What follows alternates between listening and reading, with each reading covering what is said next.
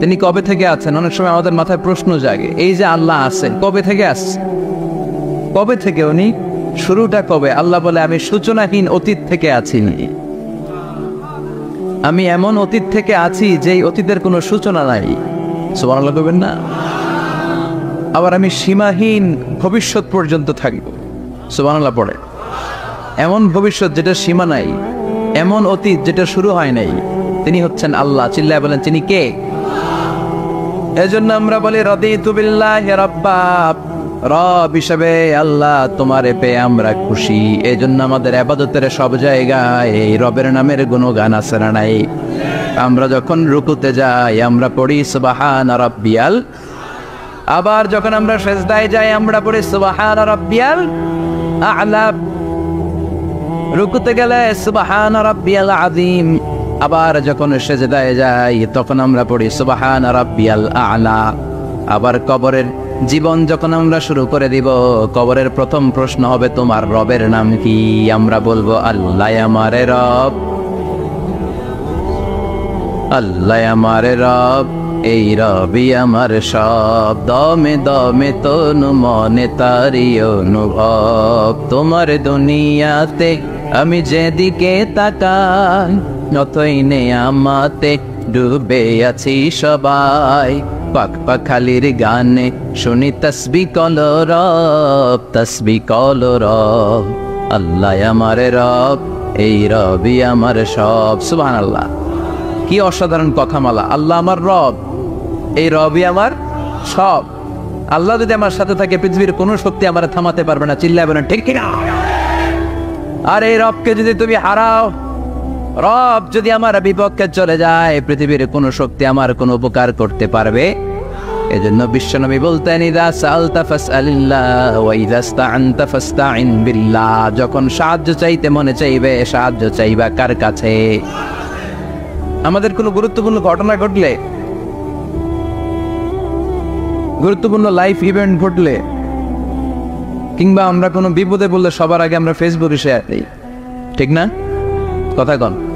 Facebook account নাই কার কার দেখি, ওই আল্লাহর ওলিদেরকে একটু দেখে রাখি। মাশাআল্লাহ, অনেকের নাই, অনেকের ফেসবুক অ্যাকাউন্ট নাই। তো এটাতে ভালো কাজে লাগানো উচিত। যেটাই আমরা করি এটা যেন ইসলামের পক্ষে যায়, ঠিক কিনা? মিন হুসনি ইসলামিল মারই তানকুহু মা লা ইয়ানিহি। ব্যক্তির ইসলামের সৌন্দর্য হচ্ছে যে অনর্থক কাজ ব্যক্তি করবে না। যে কাজে সওয়াব আছে, যে কাজে কল্যাণ আছে, ব্যক্তি শুধু ওই কাজটা করবে। চিৎকার করে বলেন ঠিক কিনা? অনর্থক কাজ করা ঠিক না, অনর্থক কথা বলা ঠিক না, অনর্থক সম্পদ নষ্ট করা ঠিক না, অনর্থক টাইম পাস করা ঠিক না। কারণ মুমিন জানে মা ইয়ালফিযু মিন কাউলিন ইল্লা লাদাইহি রাকীবুন আতীদ। মুমিনের জিহ্বা দিয়ে যা বের হয় তার প্রতিটি শব্দ পাই পাই করে হিসাব নেবে কে? আমাদের জীবনে অনর্থক কথা আছে না নাই? চায়ের দোকানে বসলে নিমসারে আছে নাকি এগুলা?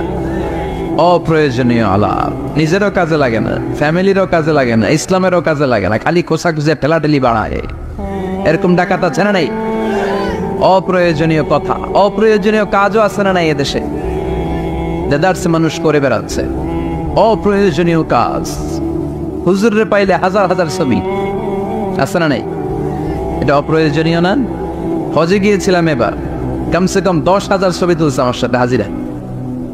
অপ্রয়োজনীয়, প্রয়োজন নাই। এসেছে ইবাদত করতে, হুজুর একটা সেলফি। ইয়াং ছেলেপেলারা সেলফি তোলে বেশি। আর বুঝলাম না আঙ্গুল দুটার এরকম করে রাখে। আমি বললাম এটা কি? হুজুর ইটস গ্যাংনাম স্টাইল। এটা কি? Gangnam style. এরকম বাঁকা করে থাকবে আর এরকম দুটা ছবি তো। এগুলো অনর্থক। মুমিন ওই কাজ করবে যে কাজটা constructive, fruitful for him, for his family and for the society. যেটা তার নিজের কাজে আসবে, যেটা তার ফ্যামিলির কাজে আসবে, যেটা সমাজের কাজে আসবে। এই কাজগুলো করার দরকার আছে না নাই? আমার দেশের যুবক ছেলেগুলো অপ্রয়োজনীয়, কোনো কারণ নাই এই সমস্ত কাজে ঝগড়া বিবাদে আলাপে লিপ্ত থাকার কারণে তাদের যে ইনোভেটিভ পাওয়ার আল্লাহ তাআলা দিয়েছেন এটাকে তারা কাজে লাগাতে পারে না। আমাদের দেশের যুবকদের কিন্তু অনেক ম্যারিড, তারা যখন পৃথিবীর বিভিন্ন দেশের ইউনিভার্সিটিগুলোতে পড়ে তারা র্যাঙ্কিং 1 নম্বরে আসে একেবারে। আমি যে ইউনিভার্সিটিতে পড়ি, ইন্টারন্যাশনাল ইসলামিক ইউনিভার্সিটি মালয়েশিয়া, ওখানে বাংলাদেশিদের ফলাফল রেজাল্ট সবচেয়ে ভালো। হার্ভার্ডে যান, ক্যামব্রিজে যান, অক্সফোর্ডে যান, যেখানেই যাবেন বাংলাদেশিদের ফলাফল অনেক ভালো। তো তারা সেখানে অপ্রয়োজনীয় কাজে তাদের সময়কে নষ্ট করে না। এজন্য যুবক ভাইয়েরা, তোমাদের আছে প্রাণ ঢালা উচ্ছ্বাস, অনেক শক্তি তোমাদের গায়ে। এখন তোমাদের রক্ত গরম, তোমাদের এই গরম রক্ত ইসলামের কল্যাণে কাজে লাগাইতে হবে। শুধু সেলফি তুইলা সময় নষ্ট করা যাবে না, চিল্লায় বলো ঠিক কিনা। কিছুদিন আগে আমি দেখলাম মানবতার দেয়াল। কিসের দেয়াল? কিছু ছেলে পেলে new idea, what in idea, new idea বের করেছে যে এটার নাম মানবতার দেয়াল। খুব সম্ভবত মসজিদের এক ওয়ালের মধ্যে তারা লিখেছে মানবতার দেয়াল, আর কিছু হ্যাঙ্গার টানিয়ে রেখেছে, আর বলেছে যেটা অপ্রয়োজনীয় রেখে যান, আর যেটা আপনার লাগবে নিয়ে যান। এই যে শীত, প্রচন্ড শীতে অনেকের জ্যাকেট নাই, আমাদের কয়েকটা করে জ্যাকেট, জাম্পার, সোয়েটার, চাদর, মাফলার, অনেকের একটাও নাই, আছে না নাই? তারা দেয়ালের নাম দিয়েছে মানবতার দেয়াল। এখানে আপনার অতিরিক্ত পুরান জ্যাকেট থাকলে রেখে যান। তো অনেকে পুরান জ্যাকেট, মাফলার, চাদর ওখানে ঝুলিয়ে রেখে গিয়েছে। আবার লিখে দিয়েছে যার লাগবে তিনি নিয়ে যান। যার মাফলার নাই, যার জ্যাকেট নাই, চাদর নাই, তারা এসে নিয়ে যাচ্ছে। এটা একটা সুন্দর আইডিয়া না? তো চায়ের দোকানে ছেলেপেলেগুলো যদি মারামারি করতো, অপরাজনীতি করতো, গুতাগুতি করতো, কিলাকিলি করতো, তাহলে মাথা থেকে এই আইডিয়াগুলো বেরোতো? কথা বলেন। Human capacity is amazing. কি পরিমাণে আল্লাহ তাআলা যে আমাদেরকে ক্যাপাসিটি দিয়েছে, আমাদেরকে যে কত প্রিভিলেজ আল্লাহ তাআলা আমাদেরকে দিয়েছে আমরা জানিই না। আমরা আমাদের দেহে কত শক্তি, সম্ভাবনা নিয়ে যে ঘুরে বেড়াই আমরা অনুধাবন করি না। এজন্য সময়গুলোর কাজে লাগাও।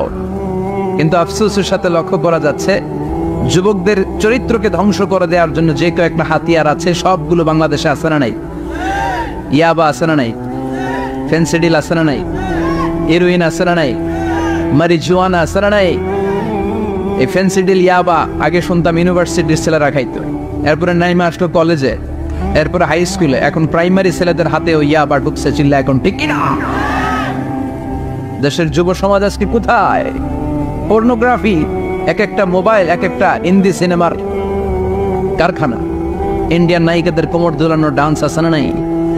স্মার্টফোন নিয়ে ছেলে স্মার্ট হয়, কিন্তু ইমান, আখলাক, চরিত্র সব শেষ।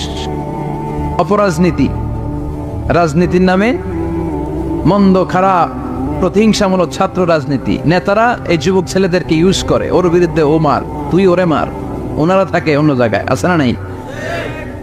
এভাবে আমাদের দেশের ছেলেদের চরিত্র, তাদের সম্ভাবনাকে আমরা নষ্ট করে দিচ্ছি। যুবক ভাইয়েরা, in the day of judgement, কিয়ামতের কঠিন ময়দানে আল্লাহ তাআলা 7 শ্রেণীর ব্যক্তিকে তার আরশের নিচে ছায়া দিবেন। এর মধ্যে এক শ্রেণী হচ্ছে তোমরা যারা যুবক, শাবুন নাশাআ ফি ইবাদাতিল্লাহ, ওই যুবক যারা তাদের যৌবনে, তাদের সময়টা, তাদের দিন, তাদের রাত তারা আল্লাহর ইবাদতে কাটিয়েছে। সুবহানাল্লাহ পড়েন। 7 শ্রেণীর মধ্যে 2টা শ্রেণী হলো যুবক।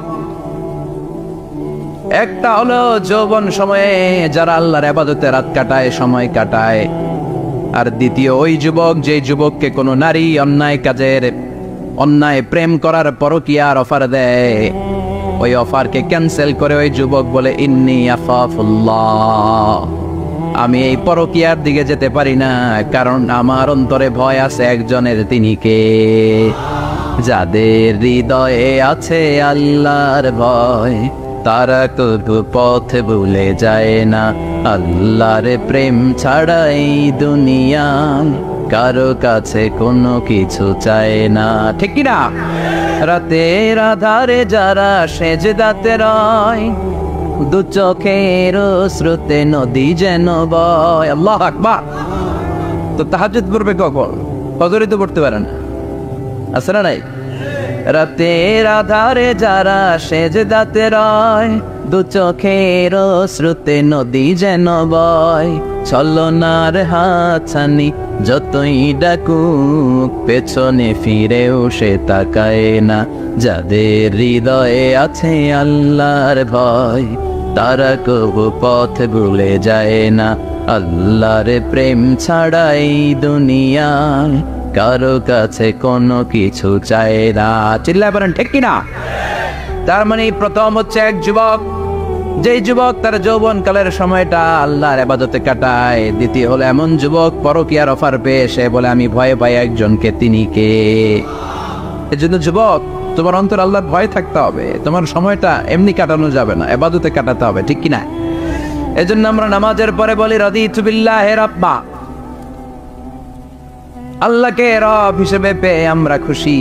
তারপরে বলি অবিল ইসলামি দীনা, ইসলামকেও দিন হিসেবে পেয়ে আমরা খুশি না বেজার? কথা কন, খুশি না? আপনি খুশি হইলে আপনার লাভ, খুশি না হইলে আপনার লস। ইসলামের বিজয়কে সমুন্নত করবে কে?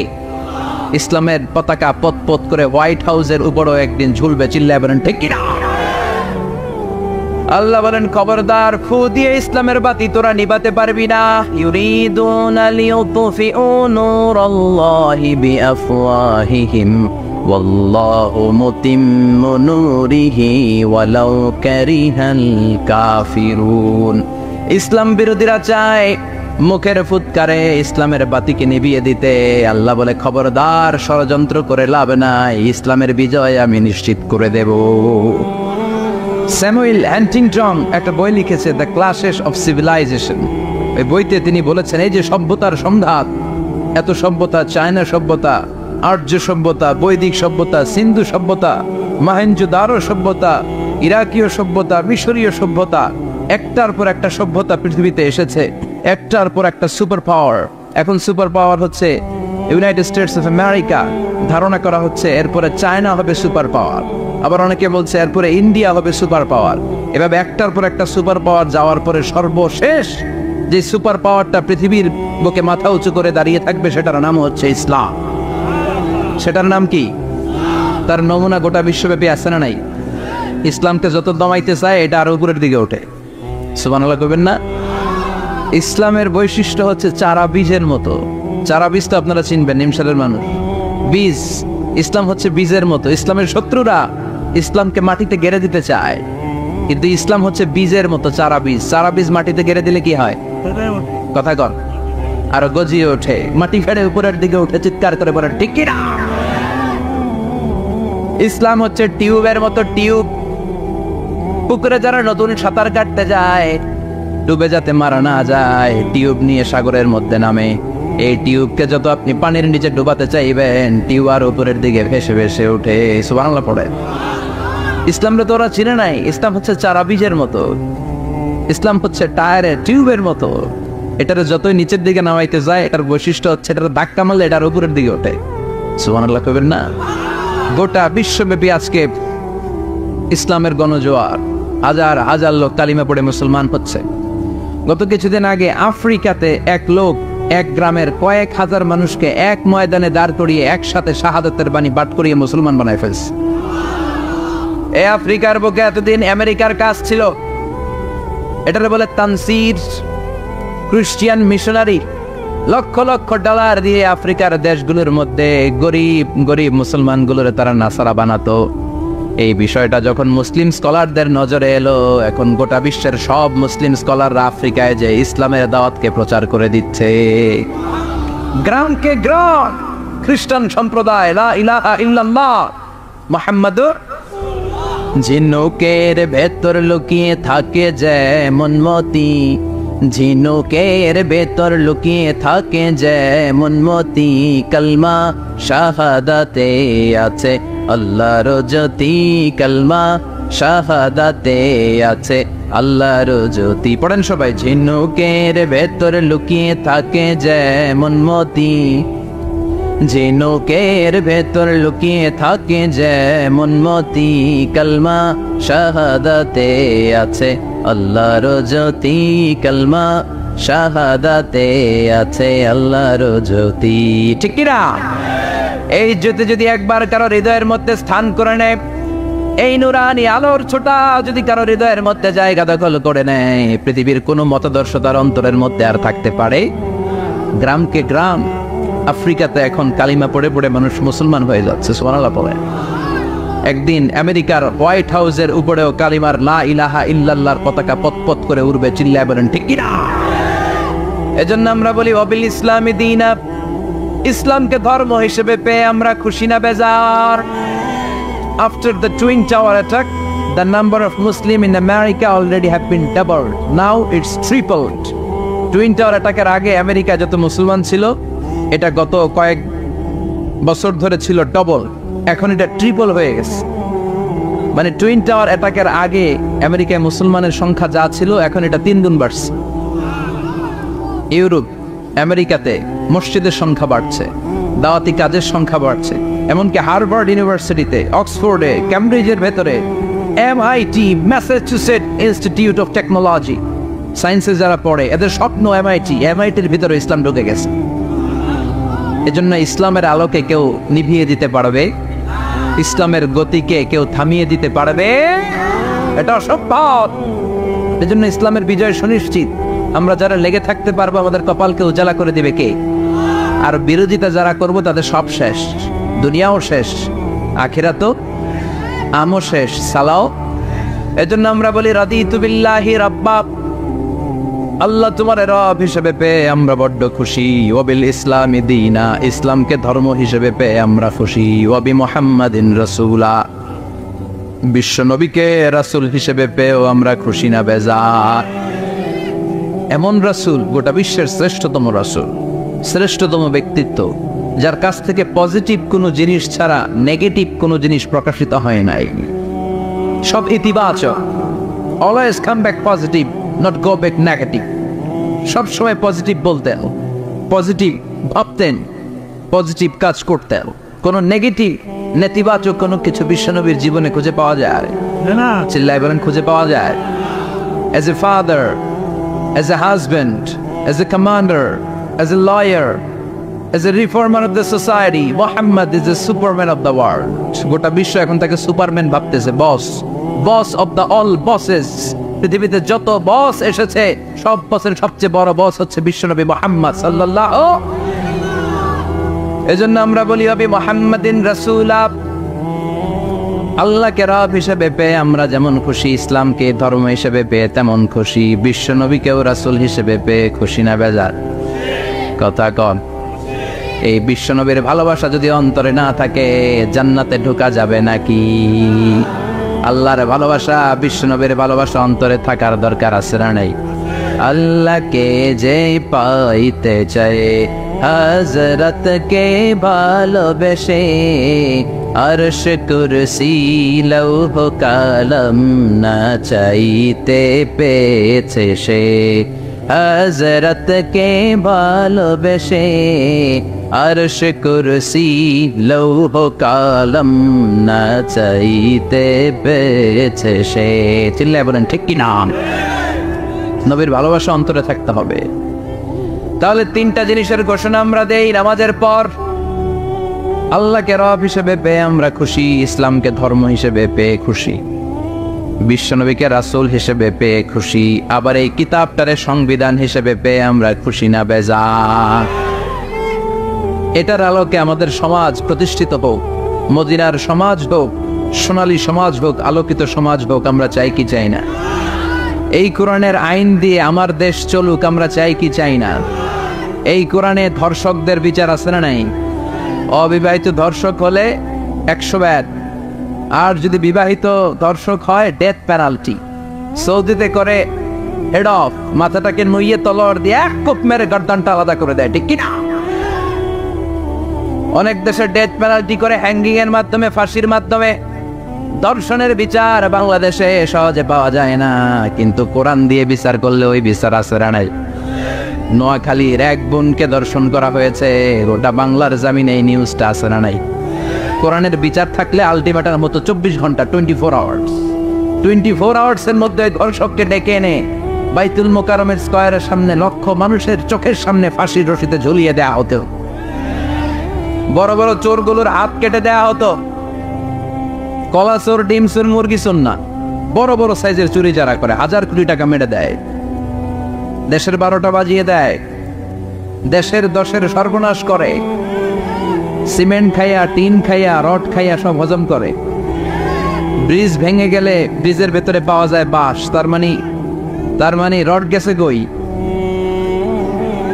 হ্যাঁ, পেটে।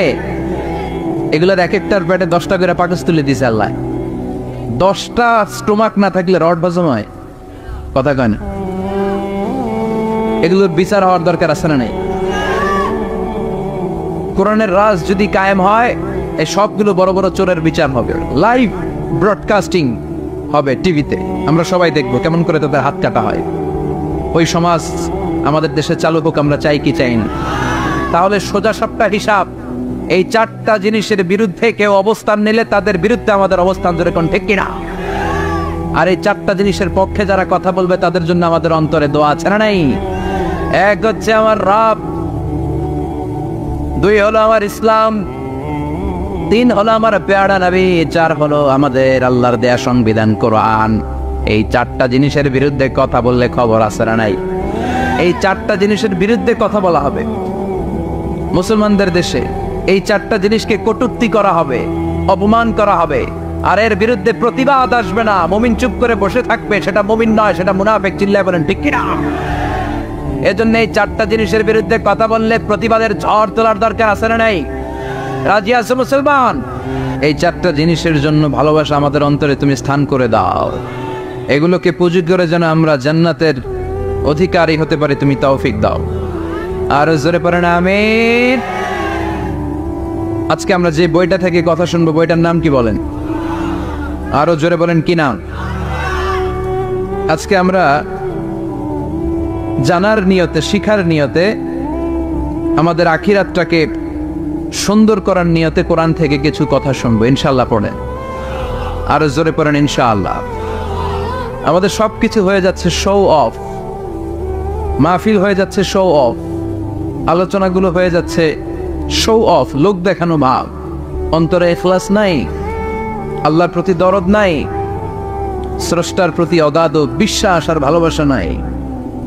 আমাদের ডে টু ডে লাইফের চিত্র যদি আমরা খেয়াল করি তাহলে দেখবো our spirituality is going down, our লিল্লাহিয়াত, ইখলাস ইজ গোয়িং ডাউন। আমাদের ইখলাস যাচ্ছে নিচের দিকে, মানে কমছে, ডিক্রিজিং ডে আফটার ডে।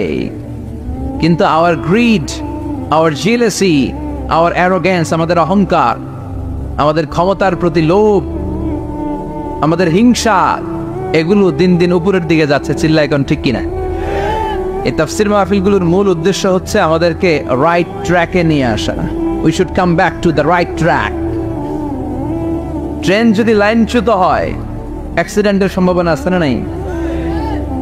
লাইনচ্যুত হয়ে গেলে রেল কর্তৃপক্ষ এটাকে এসে আবার লাইনে তুলে দেয়, ঠিক কিনা? আমরা শয়তানের ওয়াসওয়াসাতে প্রায় লাইনচ্যুত হয়ে যায়। এই তাফসির মাহফিলগুলোর উদ্দেশ্য হচ্ছে আমাদেরকে আবার লাইনে তুলে দেয়া। আলহামদুলিল্লাহ কর। এই জন্য সময় নষ্ট করে, যে সময় ব্যয় করে যে আমরা এসেছি, আসলে আমরা শুরুতেই নিয়তটাকে খালেস করে নেই, যে আজকে আমরা যা শুনবো আমলের নিয়তে শুনবো, ইখলাসের সাথে শুনবো, নিজেকে পরিবর্তন করার জন্য শুনবো, আমার আখিরাতটাকে, আমার জান্নাতটাকে সুন্দর করার জন্য শুনবো। আসলে আমরা সরাসরি কোরআন থেকে শুনি, কেননা কোরআন থেকে কথা শুনলেই বরকত, কোরআন থেকে কথা শুনলে জীবন আলোকিত হয়। জীবনটা আলোকিত করে দেয় কে? কারণ সব সমস্যার সমাধান দিতে পারে। সমাধান চাও যদি জীবনে, মরণে ফিরে যাও, খুঁজে নাও, চোখ রাখো কোরআনে। চোখ রাখবেন কোথায়? না টিভির পর্দায়? কোথায়? সমাধান চাও যদি জীবনে, মরণে ফিরে যাও, খুঁজে নাও, চোখ রাখো কোরআনে। If you want the solution this dunya and akhirah, go back, have a look to the holy Quran. Subhanallah পড়েন।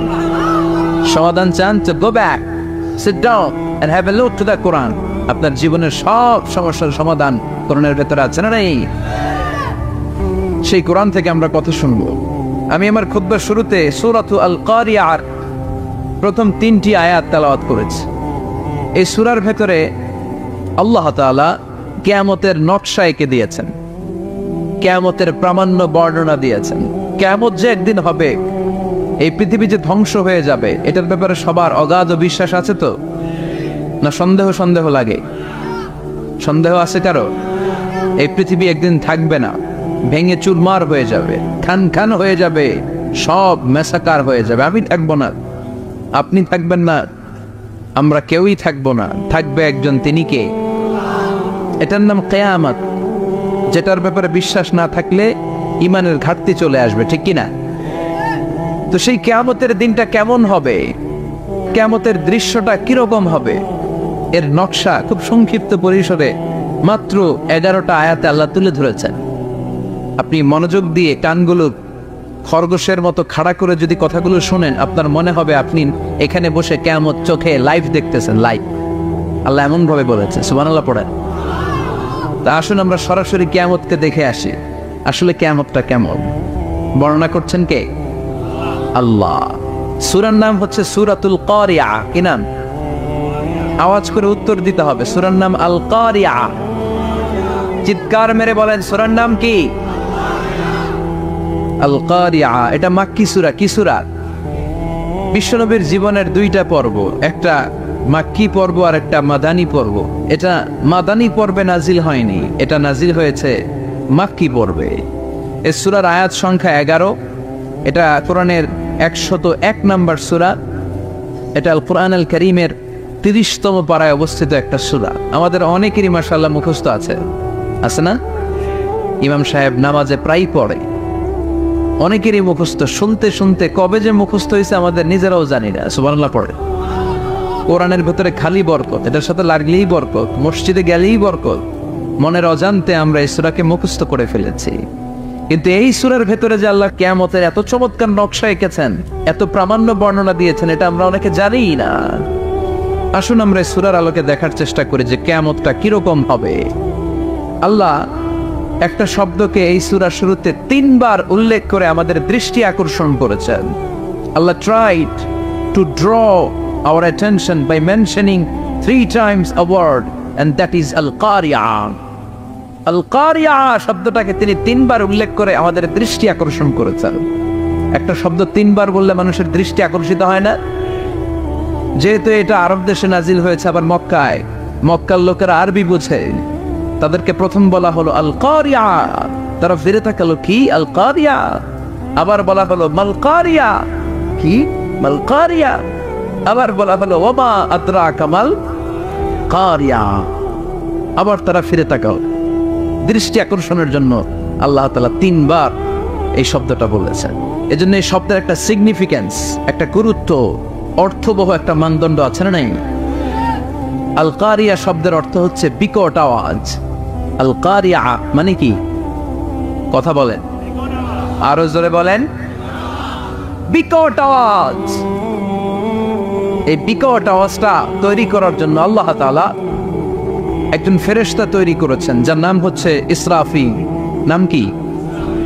আমাদের মধ্যে অনেকের নাম কিন্তু আমরা ইসরাফিল রাখি, তাই না? ইসরাফিল আছে না নাই? আজরাইল কিন্তু রাখে না, কে? ডরে। কেন রাখে না? ভয় পায়। কিন্তু ইসরাফিল আছে, আমার পরিচিত অনেকে আছে ইসরাফিল। তো এই ফেরেশতার পা হচ্ছে জমিনের নিচে, মাথা হচ্ছে আকাশের উপরে। এই ফেরেশতার কাজ হচ্ছে ওই বিকট শব্দ তৈরি করা। উনি একটা সাইরেনের মধ্যে ফু দিবেন, হুইসেল দিবেন, ট্রাম্পেট। ওই ট্রাম্পেটে, ওই সাইরেনে, ওই হুইসেলে ফু দিলেই শুরু হয়ে যাবে আল কারিয়া। মাল ওমা আদরাকা মাল। এই ফেরেশতার দায়িত্বই হচ্ছে ওই বাঁশির মধ্যে ফু দেয়া। হুইসেল, সাইরেন, ট্রাম্পেট, আরবিতে এটাকে বলা হয় আসসুর। ইদা নুফিখা ফিস সূরি নাফখা ওয়াহিদা। যখন তিনি ওই সিংহে একটা ফু দিবেন, সব লন্ডভন্ড হয়ে যাবে, কিচ্ছু খুঁজে পাওয়া যাবে না। আল্লাহ ওনাকে তৈরি করেছেন শুধু এই হুইসেলের মধ্যে, বাঁশির মধ্যে 3টা ফু দেওয়ার জন্য। কয়টা? উনি সৃষ্টির শুরু থেকেই এই বাঁশিটাকে 2 ঠোঁটের মাঝখানে রেখে আল্লাহর আরশের দিকে তাকিয়ে আছে, and just waiting for the green signal। আল্লাহর পক্ষ থেকে সবুজ সংকেতের অপেক্ষায়। যখনই আল্লাহর অর্ডার করবে তখনই শুরু হয়ে যাবে আল কারিয়া। মাল ওমা আদরাকা মাল। সৃষ্টির শুরু থেকেই ইসরাফিল ফেরেশতা বিশাল সিংহাটাকে দুই ঠোঁটের মাঝখানে করে আরশের দিকে তাকিয়ে আছে, কখন আল্লাহ অর্ডার দিবে। অর্ডার দিতে দেরি, ফুৎকার দিতে দেরি নাই, ঠিক কিনা? বিকট আওয়াজ, গগন বিদারী শব্দ, প্রচন্ড একটা সাউন্ড, জাইগান্টিক সাউন্ড, যে আওয়াজ, যে শব্দ কেউ শুনে নাই। এজন্য আল্লাহ বললেন আল কারিআতু মাল কারিআতু ওয়া মা আদরাকা মাল কারিয়া। সে আওয়াজটা ভয়ঙ্কর আওয়াজ, এটা বজ্রপাতের মতো না, এটা ট্রাকের টায়ার পাংচার হলে যে আওয়াজ হয় ওই আওয়াজের মতো না, গ্যাসের সিলিন্ডার ব্রাস্ট হয়ে গেলে যে আওয়াজ হয় ওই আওয়াজের মতো না, প্রাইমারি স্কুলে দপ্তরে যখন ছুটির ঘন্টা বাজায় ওই আওয়াজের মতো না। ওই আওয়াজটা এমন আওয়াজ, ওই আওয়াজ পৃথিবীর কেউ শোনে নাই। সেটার নাম হচ্ছে আল কারিআ মাল ওয়া আদরাকা মাল। বিকট আওয়াজ, বিকট ভয়ঙ্কর ট্রাম্পিট, এই সাইরেনে ফু দেয়া হবে। প্রথম ফু দেওয়ার সাথে সাথেই লন্ডভন্ড হয়ে যাবে। এই ইসরাফিলকে তৈরি করা হয়েছে শুধুমাত্র কেবলমাত্র 3টা ফু দেওয়ার জন্য। চিল্লায় বলতে হবে কয়টা? এই ফেরেশতার আর কোনো কাজ নাই। তার আর কোনো কাজ আছে? ঠিক যে মুহূর্তে, এখন আমার ঘড়িতে বাজে 9:50, রাত 9:50, ঠিক এই মুহূর্তে যখন আমরা তাফসীর শুনছি, ঠিক এই মুহূর্তেও ইসরাফিল ফেরেশতা সিংহাটাকে দুই ঠোঁটের মধ্যে লাগিয়ে আল্লাহর আরশের দিকে তাকিয়ে আছে। ওই যে সৃষ্টি শুরু থেকে তাকিয়ে আছে, আজ অবধি তাকিয়ে আছে। যখনই গ্রিন সিগন্যাল আসবে মুহূর্তেই শুরু হয়ে যাবে আল কারিআ মাল ওয়া মা আদরাকা মাল। আল্লাহ বললেন সে আওয়াজটা হবে বড্ড ভয়ঙ্কর। প্রথম ফুৎকার যখন দেয়া হবে, এটার বলে নাফখাতুল ফাজা। দুনিয়ার সব মানুষগুলো অবাক হয়ে যাবে, পুরো পৃথিবীটা কেঁপে উঠবে, পৃথিবীর বিল্ডিং গুলো দুমড়ে মুচড়ে পড়বে, পৃথিবীর বড় বড় যত পাহাড়গুলো আছে তুলার মতো বাতাসে পাহাড়গুলো ধুলিত হতে থাকবে। আল্লাহু আকবার। আল্লাহ বললেন ইয়াউমা ইয়াকুনুন নাসু কাল ফারাশিল মাবথুস ওয়া তাকুনুল জিবালু কাল আহনিল মানফুশ। সেদিন মানুষগুলো বিক্ষিপ্ত পতঙ্গের মতো নিক্ষিপ্ত হবে যখন আল কারিআ, এই বিকট আওয়াজটা হবে। শুনতেছেন? মনোযোগ আছে? কথা বুঝতে সমস্যা হচ্ছে না তো? 3টা ফুৎকার। কয়টা? প্রথম ফুৎকার দেওয়ার সাথে সাথে মানুষগুলো বিক্ষিপ্ত পতঙ্গের মতো নিক্ষিপ্ত হবে। এই যে আরামসে বসে আছি, তখন আর বসে থাকা যাবে না। কে ধাক্কা খেয়ে কই চলে যাব টেরই পাওয়া যাবে না। আমরা যে বসে আছি এর কারণ হচ্ছে গ্র্যাভিটেশনাল একটা ল আছে, পাওয়ার। এটাতে বাংলায় বলে মাধ্যাকর্ষণ শক্তি। কি শক্তি? কথা বলেন। কে আবিষ্কার করছে এটা? হ্যাঁ, কে? বিজ্ঞানী নিউটন, আইজাক নিউটন আবিষ্কার করেছে। আপেলকে সে নিচে পড়তে দেখে গবেষণা করে পেয়েছে গ্র্যাভিটেশনাল পাওয়ার।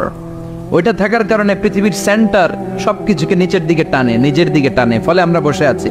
কিন্তু এই মাধ্যাকর্ষণ শক্তির বাইরে যদি আমরা আকাশে উঠে যাই, আর কিন্তু কোনো টানাটানি নাই, আপনি শূন্যে ভেসে থাকবেন। নভোচারীরা মহাশূন্যে যে ভেসে থাকে, কিয়ামতের এই ধাক্কার ভাইব্রেশন যখন শুরু হয়ে যাবে, পুরো পৃথিবীটা মুহূর্তের মধ্যে কেঁপে উঠবে। এমন কম্পন, এমন আওয়াজ পৃথিবীবাসী এর আগে আর শোনে নাই। একটা ধাক্কার চোটে মানুষগুলো ছিটকে কে যেন কই পড়ে যাবে, কেউ টের পাবে না। কে কই চলে গেছে হিসাব নাই। সব থাকবে ওই টাইমে, সব থাকবে না। কেউ থাকবে টয়লেটে, কেউ থাকবে ঘুমে, কেউ থাকবে বাজারে। আপনাদের নিমসার বাজার তো থাকবে তখন, না থাকবে? ওই যে লন্ডভন্ড হয়ে যাবে, হিসাব নাই। কে যে কোথায় ছিটকে পড়বো আমরা জানি না। বিক্ষিপ্ত পতঙ্গের মতো আমরা নিক্ষিপ্ত হব। শীতকালে আমার দেশের ছেলেরা রাত্রেবেলা ব্যাডমিন্টন খেলে, র্যাকেট খেলে না? নিমসারে বোধহয় খেলে টেলে না, খেলে তো। ওরা বাঁশ গেড়ে দেয় ক্ষেতের মাঝখানে। কি গাড়ে? এরপর বাঁশের মধ্যে লাগায় কি? লাইট। লাইট গুলো লাগালে দেখবেন ক্ষেতের গ্রামের পোকাগুলো এসে লাইটের মধ্যে ছিটকে ছিটকে পড়ে। আমাদের অবস্থায় পোকার মতো হবে তখন। আল্লাহ সেটাই বললেন, ইয়াউমা ইয়াকুনুন নাসু কাল ফারাশিল মাবথুস। বিক্ষিপ্ত পতঙ্গের মতো মানুষগুলো নিক্ষিপ্ত হবে। ওয়া তাকুনুল জিবালু কাল আহনিল মানফুশ। তুলাকে যখন পিটানো হয়, ধ্বনিত করা হয়, দেখবেন তুলার ছোট ছোট কণা বাতাসের মধ্যে ভাসতে থাকে। ফু মারলে আরো দূরে যায়। আরো বাতাস আসলে উড়ে উড়ে যে কোথায় চলে যায় টের পাওয়া যায় না। সুবহানাল্লাহ। বিশাল বিশাল পাহাড়গুলো এরকম ধ্বনিত তুলার মতো সামনে উঠতে থাকবে, একটা পাহাড়ও টিকবে না। বাংলাদেশের সবচেয়ে বড় পাহাড়ের নাম কি জানেন? তাজিংডং পর্বত। কিন্তু সবচেয়ে বড় পাহাড় হচ্ছে গারো পাহাড়, ময়মনসিংহের। ওটা থাকবে কিয়ামতের দিন? আল কারিয়া, আল কারিয়ার সময় টিকবে ওইটা? তাজিংডং বিজয় সবচেয়ে বড় পর্বত শৃঙ্গ, কোথায় এটা? বান্দরবান। এটা টিকবে? কেউকারাডাং একটা আছে না, চিম্বুক আছে না, টিকবে? টিকবে না। পৃথিবীর সবচেয়ে বড় পাহাড় মাউন্ট এভারেস্ট নেপালে 29,035 ফিট উঁচু, টিকবে? ইউরোপের সবচেয়ে বড় পাহাড় আল্পস পর্বতমালা, টিকবে না। আমেরিকার সবচেয়ে বড় পাহাড় আলাস্কা পর্বতমালা, টিকবে না। আরব বিশ্বে বিশাল একটা মাউন্টেন রেঞ্জ আছে, ওইটার নাম তুর পাহাড়, ওইটাও টিকবে না। একটা পাহাড়ও থাকবে না। পাহাড়গুলো ভেঙে দুবড়ে মুচড়ে তুলার মতো ধ্বনিত হতে থাকবে। চিৎকার করে পড়েন আল্লাহ আকবার। এই যে 5 তলা 7 তলা 10 তলা দেদারসে টাওয়ার উঠতে শুরু করেছে, বিল্ডিং বাড়তে শুরু করেছে। কিয়ামত যখন শুরু হবে, আল কারিয়া যখন শুরু হয়ে যাবে, রব্বুল আলামিন পুরো পৃথিবীটারে ধরে একটা ঝাঁকুনি মারবে। ওই ঝাঁকুনির চুটে 8 তলা 10 তলা বিল্ডিং গুলো টিকবে নাকি? 30 তলা 50 তলা হলে তো আর ভাঙবে না। বুর্জ আল খলিফা ভাঙবে না। দুবাইয়ের বুর্জ আল খলিফা সবচেয়ে উঁচু টাওয়ার এটা। কিংডম টাওয়ার, এটা নাকি আরো উঁচু হবে, 1000 মিটার উঁচু হবে। তাইপেডান 101, মালয়েশিয়ার Petronas twin tower, Shanghai tower, Kaaba ঘরের পাশে বুর্জ আল খলিফা, যেটাতে সবাই বলে জমজম টাওয়ার, টিকবে? কথা বলেন, টিকবে? আল্লাহ বললেন ইযা জুলজিলাতিল আরদু জিলজালাহা ওয়া আখরাজাতিল আরদু আসকালাহা ইযা রুজ্জাতিল আরদু রাজ্জান ওয়া বুসসাতিল জিবালু বাসসা। সেদিন পৃথিবীটারে কাঁপিয়ে দেয়া হবে, পুরো পৃথিবী নড়ে চড়ে উঠবে, টাওয়ারগুলো ভেঙে খান খান, পাহাড়গুলো ভেঙে দুমড়ে মুচড়ে যাবে, মানুষগুলো বিক্ষিপ্ত পতঙ্গের মতো নিক্ষিপ্ত হবে। সাগরের পানির মাঝখানে দাউ দাউ দাউ দাউ দাউ দাউ করে আগুন জ্বলতে শুরু করে দিবে। আল্লাহু আকবার। নকশা এঁকে দিছেন আল্লাহ, নকশা এঁকে দিছে না? সুবহানাল্লাহ পড়েন। আবার আল্লাহ বললেন ফাইযা বারিকাল বাসারু ওয়া খাসাফাল কামারু ওয়া জুমিআশ শামসু ওয়াল কামার ইয়াকুলুল ইনসানু আইনাল মাফার। সেদিন মানুষের চোখ হবে ছানা বড়া, চন্দ্র সূর্যে কোনো আলো থাকবে না, মানুষগুলো দিক বিদিক পাগলের মতো দৌড়াবে। সবার মুখে এক কথা, পালাবো কই? পালানোর জায়গা আছে নাকি? শুধু বাংলাদেশের এই সাইডটাতেই কিয়ামত হবে, সৌদিতে আর হবে না। হ্যাঁ, আমেরিকায় কেমনে হবে? ওদের তো ডোনাল্ড ট্রাম্প থাকে। হ্যাঁ, আমেরিকাতেও হবে, জাপানে হবে, ইন্ডিয়াতে হবে, গোটা বিশ্বে একসাথে কাপাকাপি আর এই ধ্বংসলীলা শুরু হয়ে যাবে। চিৎকার করে বলেন ঠিক কিনা? আল্লাহ বলেন ইয়াউমা নাতবিস সামা কাতাইয়িস সিজিল্লিল কুতুব। আকাশ আর আকাশ থাকবে না। কাগজ যেমনি আমরা এরকম ফোল্ড করে ফেলি, ভাঁজ করে ফেলি, মন চাইলে কাগজকে যেমনি আমরা এরকম হাতের মধ্যে গুটিয়ে নেই, সেদিন আকাশটারে হাতের মধ্যে গুটিয়ে নিবে কে? মানুষগুলো পাগলের মতো দৌড়াবে। কেউ থাকবে টয়লেটে, কেউ হসপিটালে, কেউ মাজারে, কেউ বাজারে, যে যেখানে থাক, শুরু হয়ে যাবে কিয়ামতের এই ভয়াবহ দৃশ্য। দুধের বাচ্চাকে রেখে দিয়ে মা দৌড়ে পালাবে। দুধের বাচ্চা রেখে মা কোথাও যায়? কলিজার টুকরা এটা, দুধের বাচ্চা, এটারও ফেলে মা কোথাও যায় না। কিন্তু কিয়ামতের ওই ঝাঁকুনির দৃশ্য দেখে, আল কারিয়া মাল ওয়া মা আদরাকা মাল, এই দৃশ্য দেখে দুধের বাচ্চারে রেখে মা দিবে দৌড়। অনেক গর্ভবতী মহিলা থাকবে এই কিয়ামতের সময়ে, যাদের পেটের ভেতরে 2 মাসের বাচ্চা, 3 মাসের বাচ্চা, অপরিপক্ক অপরিণত, বাচ্চাটা এখনো বড় হয় নাই, কোনো বাচ্চার হাত পা এখনো হয় নাই। কিয়ামতের এই ভয়ঙ্কর দৃশ্যটা দেখে জায়গার মধ্যে 3 মাসের অপরিণত বাচ্চাটা ডেলিভারি হয়ে যাবে। আল কারিয়া মাল কারিআ আমা আদরাকা মাল। পৃথিবীর যখন এরকম দৃশ্য, আল্লাহ তাআলা ইসরাফিলকে বলবেন, ইসরাফিল তোর তো 3টা ফুৎকার দেওয়ার দায়িত্ব ছিল, দিয়েছে কয়টা? চিল্লায় বলেন কয়টা? এবার আল্লাহ বলবেন এবার দ্বিতীয় ফুৎকার দেয়া। কয় নাম্বার ফু দিবে? ওই ফু দেওয়ার সাথে সাথে ইসরাফিল প্রথম ফুৎকার দিয়ে জায়গা মতো এরকমই দাঁড়ায় থাকবে, আবার যখন গ্রিন সিগন্যাল পাবে মুহূর্তের মধ্যে আরেকটা ফু দিয়ে দিবে। ফু দেওয়ার সাথে সাথে পৃথিবীর সব মানুষগুলো মরে শেষ। কেউ থাকবে? থাকতে পারবো আমরা? থাকার জন্য আসছি। একদিন মাটির ভেতরে হবে ঘরে মন আমার, কেন বান্ধ দালান ঘর, প্রাণ পাখি উড়ে যাবে পিঞ্জর ছেড়ে, ধরা ধামে সবই রবে তুমি যাবে চলে, বন্ধু বান্ধব যত মাতা পিতা দ্বারা সুত সবই হবে তোমার পরে মন আমার, কেন বান্ধ দালান ঘর, একদিন মাটির ভেতরে হবে ঘরে মন আমার, কেন বান্ধ দালান ঘর। ঠিক কিনা? এই গানের কথামালাটা খুব সুন্দর না? আখিরাতের রিমাইন্ডার আমাদেরকে দেয়। এই যে দুনিয়া দুনিয়া, টাকা পয়সা আরো লাগবে, আরো কামাবো, এটাতে আমার হবে না, আরো চাই আরো চাই। এই প্রতিযোগিতা, এই কম্পিটিশন, ওর 5 তলা আমার লাগবে 7 তলা, ওর আছে 20 লাখ আমার লাগবে 30 লাখ। প্রতিযোগিতা আছে না নাই? এগুলো আমাদেরকে পাগল বানিয়ে দিয়েছে, মহাচ্ছন্ন করে ফেলেছে। পৃথিবীটা আসলে একটা মরিচিকা, বোকা, লোভ লালসা, আজ আছে কাল নাই। 2 নাম্বার ফুৎকার দেওয়ার সাথে সাথে পৃথিবীর সব শেষ। মালাকুল মউত পৃথিবীর সব মানুষের রূহ কবজ করবে। আল্লাহ বলবেন, মালাকুল মউত আখবিরনি মান ইয়াবকা, আমাকে বল আর কে আছে। মালাকুল মউত বলবে, পৃথিবীর সব মানুষের রূহ কবজ করে শেষ, কেউ নাই। মানুষবিহীন পৃথিবী, মানুষের কোলাহলে পৃথিবীটা মুখরিত থাকতো এতদিন। গোটা পৃথিবী ব্যাপী মানুষের কোলাহল, ওই যে সাইয়েদনা আদম থেকে শুরু হয়েছে, আর থামে নাই। মানুষ আর মানুষ, মানুষ আর মানুষ, মানুষ আর মানুষ, সব মানুষ শেষ। আল্লাহ আশরাফুল মাখলুকাত একটারেও রাখি নাই, সব শেষ। শুধু আছে জিন জাতি। আল্লাহ বলবেন, যাও এবার জিন জাতি ধরো, জিনদের রূহ কবজ করো। মালাকুল মউত কিন্তু জিনদের রূহ কবজ করে। ওমা খলাকতুল জিন্না ওয়াল ইনসা ইল্লা লিয়াবুদুন। জিন জাতি আর মানব জাতি, এই 2 জাতিকে আল্লাহ তাআলা তৈরি করেছে কার ইবাদতের জন্য। আমরা যেমনি নামাজ পড়ি, জিনেরাও নামাজ পড়ে।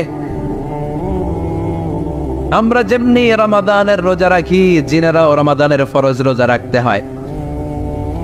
আমরা যেমনি হজ করি, জিনেরাও হজ করে। আমরা যেমনি আরাফার দিনে কাঁদতে কাঁদতে আল্লাহর কাছে দোয়া করি, আল্লাহ বাইক করে, জিনেরাও পড়ে। আমরা দেখি না, এদের দেখা যায়?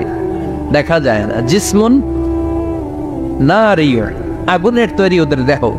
ইয়াতাশাক্কালু বিআশকালিন মুখতালিফা, বিভিন্ন কালার ধারণ করতে পারে, বিভিন্ন রং ধারণ করতে পারে। জিনের সংজ্ঞা হচ্ছে জিসমুন নারিয়্যুন ইয়াতাশাক্কালু বিআশকালিন মুখতালিফা, আগুনের তৈরি এক সৃষ্টি।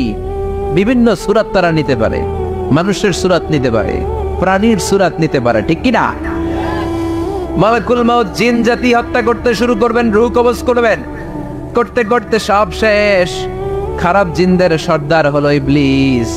সব জিনদেরকে মারতে যত কষ্ট দেয়া হয়েছে, সবচেয়ে বেশি কষ্ট দিয়ে ইবলিসের রূহ কবজ করে ফেলা হবে। ইবলিস আর নাই, মানুষও নাই, জিনও নাই, পশু পাখি কিচ্ছু নাই। আল্লাহ বলবেন, ইয়া মালাকুল মউত আখবিরনি মাইয়াবকা, অনেক দায়িত্ব পালন করেছিস তুই। মানুষ মারলি, জিন মারলি, মৎস্যকুল মারলি, পাখি মারলি, সব মারলি, এবার আর কে বেঁচে আছে বল। মালাকুল মউত বলবে, আল্লাহ আর কেউ নাই, খালি ফেরেশতারা আছে। কারা আছে? মালাইকা। আল্লাহ বলবে, যা এবার ফেরেশতাদের গোষ্ঠী শেষ কর। মালাকুল মউত একটার পর একটা ফেরেশতার রূহ কবজ করবে, একটার পর একটা, একটার পর একটা, করতে করতে সব ফেরেশতা। ফেরেশতাদের সংজ্ঞা হচ্ছে জিসমুন নূরিয়ুন ইয়াতাশাক্কালু বিআশকালিন মুখতালিফা, আলোর তৈরি, নূরের তৈরি একটা দেহ, চাইলে বিভিন্ন সূরাত ধারণ করতে পারে। জিন আর ফেরেশতার পার্থক্য বুঝেছে? জিন কিসের তৈরি? আগুন, জিসমুন নারিয়ন। আর ফেরেশতা হচ্ছে জিসমুন নূরিয়ন, নূর দিয়ে তৈরি। একের পর এক ফেরেশতা সবার করা হবে। এবার আল্লাহ বলবেন, ইয়া মালাকাল মাউত আখবিরনি মান ইয়াবকা। আর কে কে বেঁচে আছে বল। মালাকুল মাউত বলবে, মাবুদ কেউ নাই, মানুষ নাই, জিন নাই, ফেরেশতাও নাই, শুধু আমার 3 জন কলিগ বাকি। কয়জন? জোরে বলেন কয়জন? জিব্রাইল বাকি, ইসরাফিল বাকি, মিকাইল।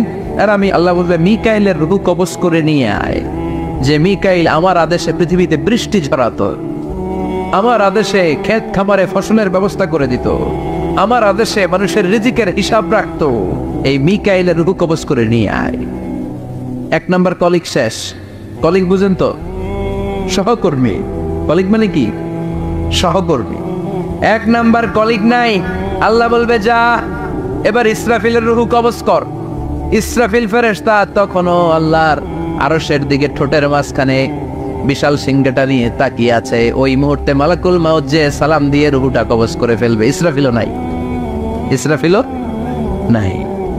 আল্লাহ বলবে যা দুনিয়ার সব নবীদের কাছে ওহী দিয়ে, কোরআন দিয়ে, ইনজিল দিয়ে, তাওরাত দিয়ে, জাবুর দিয়ে আমি যেই ফেরেশতাটারে পাঠাতাম, ওই রূহুল আমিন জিব্রাইলের রূহটাও কবজ করে নিয়ে আয়। জিব্রাইলের রূহ কবজ হয়ে যাবে। এবার 3 জন কলিগই শেষ। আছে কেউ? আছে? এবার আল্লাহ বলবে, ইয়া মালাকাল মাউত, হে মৃত্যুর ফেরেশতা, আখবিরনি মান ইয়াবকা। মহাবিশ্বে আর কে কে আছে বল। কেউ নাই, মানুষ নাই, জিন নাই, ফেরেশতা নাই, আমার কলিগরাও নাই। আমি বড় একা। এখন আমি একা হয়ে গেছি। আল্লাহ, আছি শুধু আমি, মালাকুল মাউত, তোমার হুকুমের গোলাম। আর আনতাল হাইয়ুল কাইয়ুম, তুমি শাশ্বত চিরঞ্জীব, তুমি তো মরবা না। আমি আছি।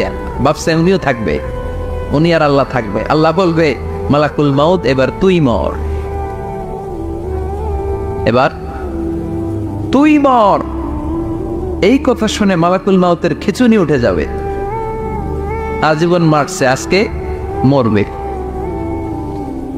খিঁচুনি উঠে যাবে, জ্বর এসে যাবে, কাঁপুনি ছুটে যাবে, কাঁপতে থাকবে। আল্লাহ বলবেন, কাঁপাকাঁপি করে লাভ নাই, মর। মালাকুল মাউত বলবে, মাবুদ এইটা আবার কেমন কথা? সবাই রে আমি মারলাম, আমি মরুম কেন? আমি না মারছি, আমি না মেরেছি, আমি মরবো কেন? আল্লাহ বলবেন, কথা নাই, মর। ও আল্লাহ, আমি কেন মরবো?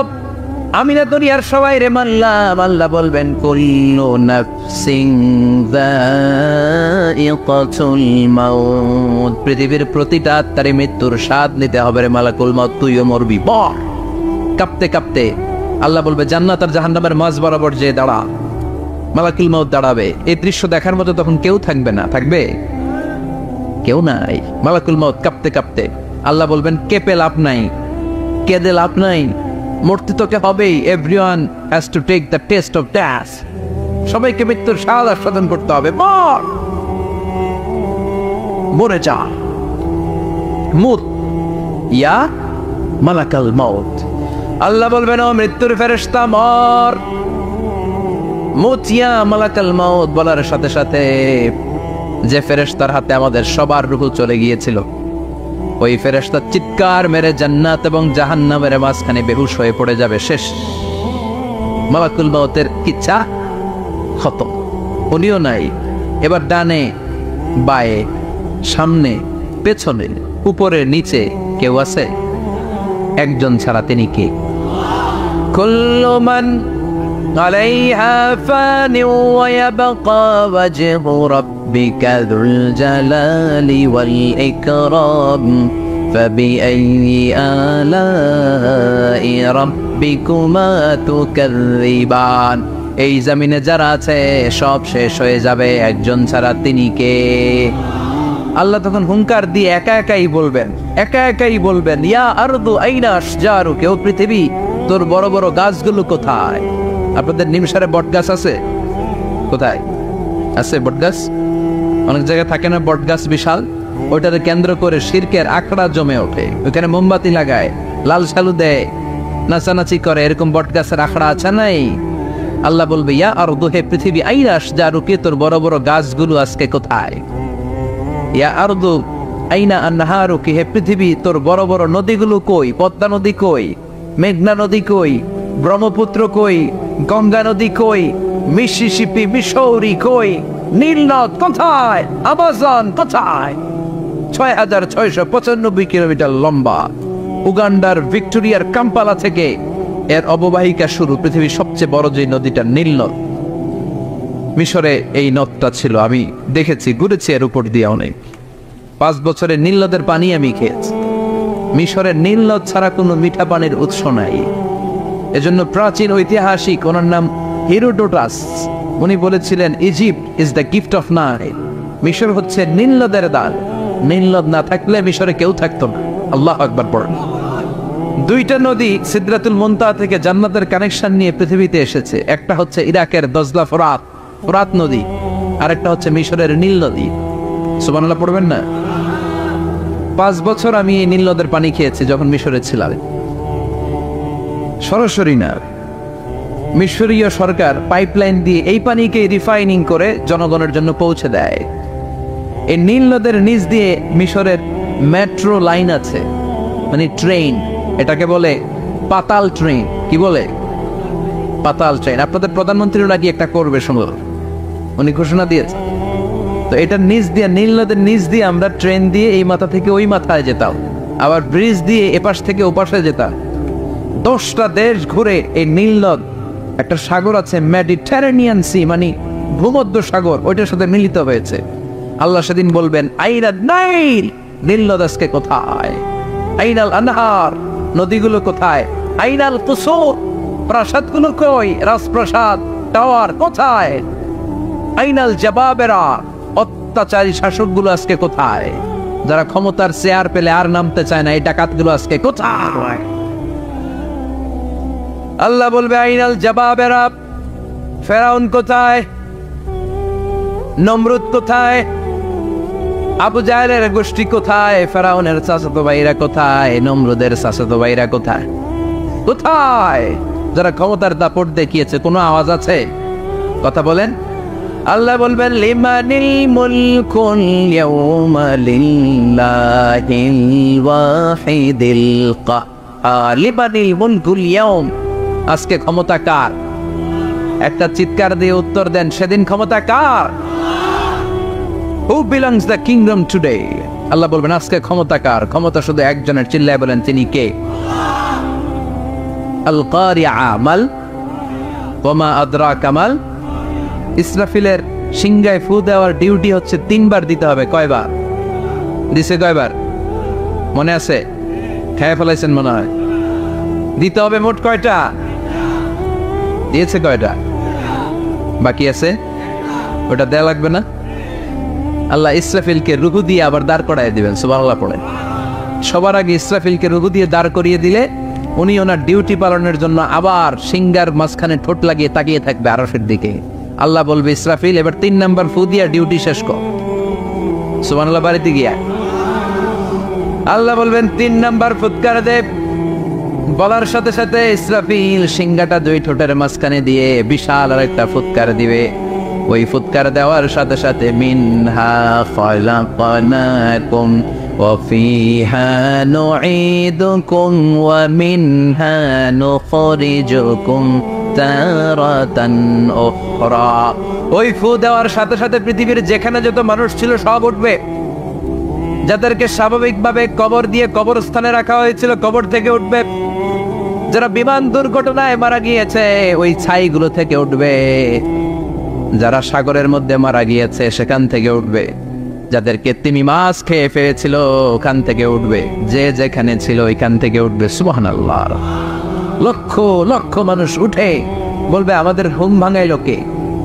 কি বলবে? ঘুম ভাঙাইয়া গেল রে। ওরা বলবে আমাদের ঘুম ভাঙালো কে? قالوا من بعثنا من مرقدنا هذا ما وعد الرحمن وصدق المرسلون। সব দাঁড়াবে, দাঁড়িয়ে বলবে ঘুম ভাঙালো কে? সবচেয়ে লম্বা ঘুম দিয়েছিল সাইয়েদনা আদম আলাইহিস সালামের ছেলে হাবিল, যাকে হত্যা করেছে। জানেন না আপনারা? হাবিল হচ্ছে পৃথিবীর প্রথম নিহত মানব। প্রথম নিহত মানব, তার কবরের জিন্দেগিটা অনেক লম্বা। ওই কত হাজার শত হাজার লক্ষ বছর আগে যে উনি কবরে শুয়ে আছেন, আজও শুয়েই আছেন। কিয়ামতের ওই 3 নাম্বার ফুৎকার দেওয়ার সাথে সাথে উনি উঠবে, উঠে বলবে মান বা'দানা মিন মারকাদিনা হাদা, কে ভাঙালো আমার ঘুম? কে ভাঙাইছে? মরার কুকিলে কে ভাঙাইছে? আল্লাহ ঘুম ভাঙিয়েছে। ফেরেশতারা বলবে হাদা মা ওয়াদার রহমান, আজকে হলো ওই দিন যে দিনের প্রতিশ্রুতি রহমান দিয়েছিল, আল্লাহ দিয়েছিল এই দিনের প্রতিশ্রুতি, আর নবীরা এই দিনের কথা বর্ণনা করেছে। আজকে হবে আসল দিন, ফাইনাল খেলার